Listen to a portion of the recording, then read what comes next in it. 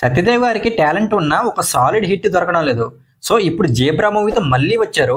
ఇంకా మూవీ ఎలా ఉందంటే ఆ సాలిడ్ హిట్ పడేటట్టే కనిపిస్తుంది. ఎందుకంటే సినిమా చాలా బాగుంది. కానీ ఇది ఎంతమందిని ఎంగేజ్ చేస్తుంది అనే దాని మీదే ఆధారపడి ఉంది. కొంతమందికి లాజిక్స్ పరంగా సినిమా నచ్చకపోవచ్చు.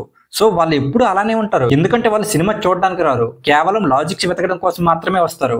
Hello welcome to my channel nomadic cinema. Surya ఒక బ్యాంకులో జాబ్ చేస్తుంటాడు. అలాగే స్వాతి కూడా ఇంకో బ్యాంకులో జాబ్ చేస్తుంటుంది. స్వాతి చేసిన ఒక చిన్న మిస్టేక్ వల్ల సూర్య 5 కోట్ల స్కామ్లు ఇరుక్కుంటాడు. వీళ్ళిద్దరి లైఫ్ లోకి ఆది ఎంటర్ అవుతాడు. అప్పుడు వాళ్ళ లైఫ్ ఎలా టర్న్ అయ్యింది, ఆదికి సూర్యకి మధ్య ఏం జరిగింది అనేది స్క్రీన్ మీద చూడాలి. ఇలాంటి బ్యాంక్ బ్యాక్డ్రాప్ సినిమాలు ఈ మధ్య ఎక్కువగా చూస్తున్నాం. కానీ ఇది కొంచెం డిఫరెంట్ గా ఉంటుంది స్క్రీన్ ప్లే వల్ల.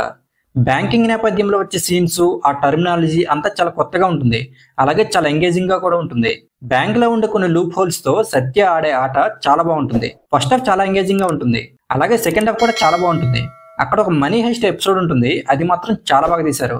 అది ప్రాక్టికల్ గా వర్కౌట్ అవుతుందా లేదా అనేది పక్కన పెడితే ఆ పోర్షన్ మాత్రం చాలా బాగుంటుంది. కానీ ఈ మూవీలో లెంగ్త్ ఎక్కువ అవడం వల్ల కొంచెం సాగదీసిన ఫీలింగ్ అయితే వచ్చింది. మెయిన్ గా సునీల్ ట్రాక్, అలాగే ఆది ఫ్లాష్ బ్యాక్ కూడా పెద్దగా ఇంపాక్ట్ ఇవ్వలేదు. ఈ మూవీలో ఇంకో హైలైట్ మాత్రం సత్య కామెడీ. పగలబడి నవ్వేయం కానీ ఒక మంచి రిలీఫ్ అయితే ఇస్తుంది. ఇంకా సత్యదేవ్ గురించి ప్రత్యేకంగా చెప్పాల్సిన అవసరం లేదు. ఇలాంటి క్యారెక్టర్స్ లో పర్ఫార్మెన్స్ అదరగొట్టేస్తారు. ఈ మూవీలో కూడా చాలా బాగా చేశారు. ఇంకా స్వాతి క్యారెక్టర్ లో చేసిన ప్రియా భవాని కూడా పర్లేదు, బానే చేసింది. ఇంకా రవి బసరూర్ ఇచ్చిన సాంగ్స్ పెద్ద గొప్పగా ఏం లేవు. అలాగే బీజియం పర్లేదు, బానే ఉంది. ఇంకా డైరెక్టర్ ఈశ్వర్ కార్తిక్ బ్యాంక్ లో పనిచేయడం వల్ల అదే నేపథ్యం ఉన్న కథను తీసుకొని ఒక మంచి క్రైమ్ థ్రిల్లర్ లా చాలా బాగా తీశారు. కానీ లెంగ్త్ విషయంలో ఇంకొంచెం కేర్ తీసుకోవాల్సింది. ఇంకా ఓవరాల్ గా మూవీ గురించి చెప్పాలంటే క్రైమ్ థ్రిల్లర్స్ ని ఇష్టపడే వాళ్ళకి తప్పకుండా నచ్చుతుంది. లాజిక్స్ లాంటివి పట్టించుకోవద్దు, జస్ట్ మ్యాజిక్ ని ఎంజాయ్ చేయండి. అప్పుడే ఏ మూవీ అయినా ఎంజాయ్ చేయగలం. సత్యదేవ్ కోసం అయితే తప్పకుండా చూడొచ్చు.